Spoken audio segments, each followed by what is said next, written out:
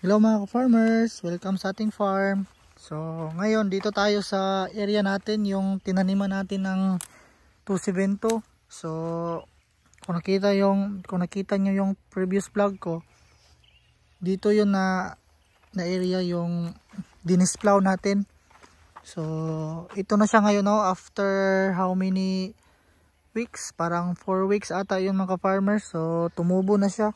So ito na yung mga farmer. So ito medyo natagalan ito ng tubo kasi yung mga lupa kasi sa taas dito nag-i-stack. So may mga portion na wala pang tubo na sumisibol. So ito na area mga farmers is kuan ito 2 hectares mahigit. So yung mga medyo hindi patag na area tinaniman namin kasi sayang din kasi. So meron ding area na hindi pa tinaniman namin, yung mga dyan yung mga nasa gilid hindi pa tinaniman yan. So plano namin is taniman talaga yan lahat kasi sayang din kasi yung panahon. So napansin nyo mga farmers, walang mga damo na tumutubo. So medyo na control natin yung damo nito kasi nag-apply tayo ng herbicide dito mga farmers. After 2 weeks from planting, nag-apply kami ng kuan dito, yung tinatawag na atrasin, yung spray para tubo.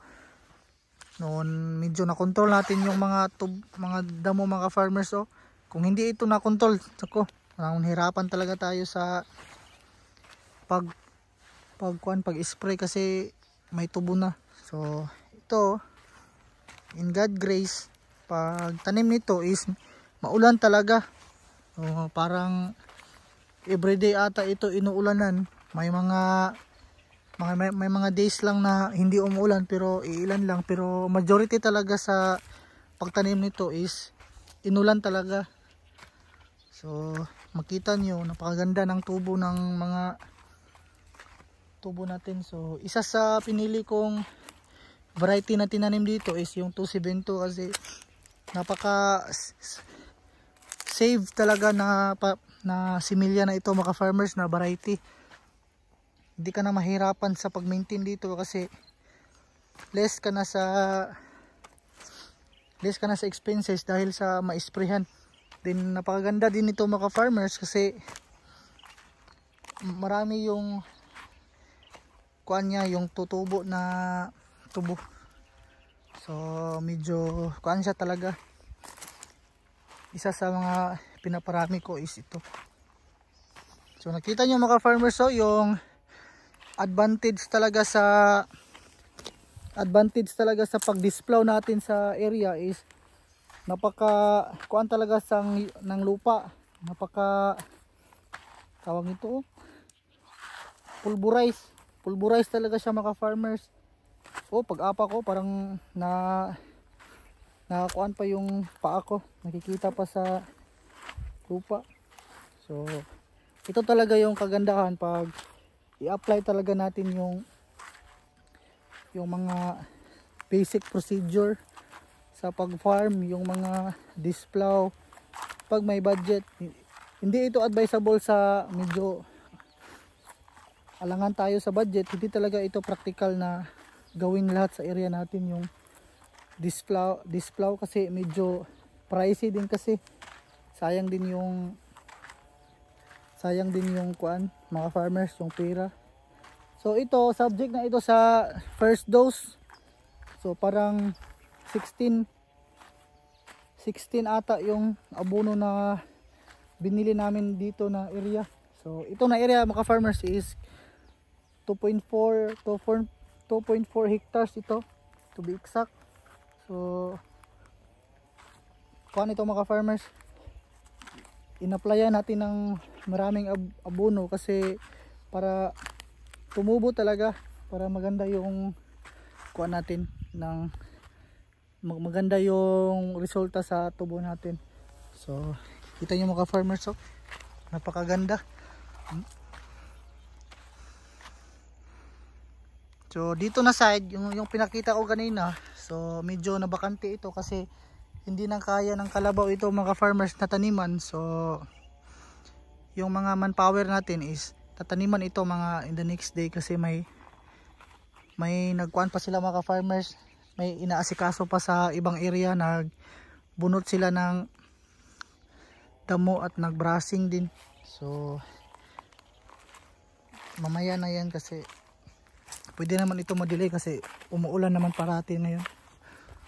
Ito yung mga farmers. May mga damo din na hindi namatay sa spray. Yan siguro yung mga hindi pa sumibol nung pag-spray. Kaya naging ganyan. So pagkatapos nito abunuhan is mag-apply din kami ng first araro mga farmers para matabunan talaga yung abono para hindi masayang. So yung advisable talaga namin na patdan mga farmers na gamitin dito sa pagtanim is 6 months talaga, 6 months to 7. Itong ginamit namin na patdan dito is napakabata talaga, yung naapektuhan sa abono na ay naapektuhan ng El Nino nung kasagada ng tang-init. Kinatback namin at pinatdan namin dito. Medyo aalangan pa nga ako noon baka hindi magkasya dito sa area kasi napaka liliit talaga ng tubo. Mga iilan lang yung may buko na pwede itanim. So medyo thankful talaga tayo dun kahit nag-El Nino na may na-harvest talaga tayo. So yung mga nagbabalak dyan na magtanim, yung advice ko talaga, yung nalaman ko ngayon is maganda talaga yung 6 months na patdan at yung sa 7. Yung risk lang nun is madami kang makagamit na patdan kasi medyo maliliit pa yon. Pero makita nyo talaga sa result. So nakita nyo sa sa likod ko, yan yung result ng 6 months na patdan. Mabubuhay talaga. Parang yung survival rate niya is parang nasa 98% yung kuan niya, yung mabubuhay talaga siya kasi medyo bata pa talaga. Kaya nga yung ginamit namin is yung 6 months para survival talaga yung kailangan kasi hindi naman talaga tayo hindi talaga tayo kaya pwede mag failure. So try natin yung mga best chances na hindi natin ma-experience yung mga failure. So ito yung mga farmers. So kita nyo dyan, ang gaganda ng tubo. May mga damo yan pero hindi naman talaga madami. So control lang yung damo niya. So natural lang yan talaga sa area na may mga damo, kahit maliliit lang. So ito yung mga damo na yun, makokontrol lang yan pag makuha natin. Mamamatay din yan pag araro. So kahit doon sa mga nalupa mga farmers medyo hindi patag, sayang din kasi yun na hindi mataniman. Ayun lang mga farmers. So ang gaganda ng tubo natin.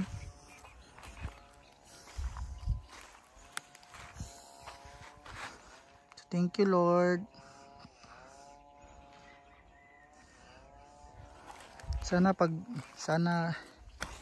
kuha natin ito, pag apply ng fertilizer is uulanin para maganda yung result. So yun lang mga farmers, no? Happy farming.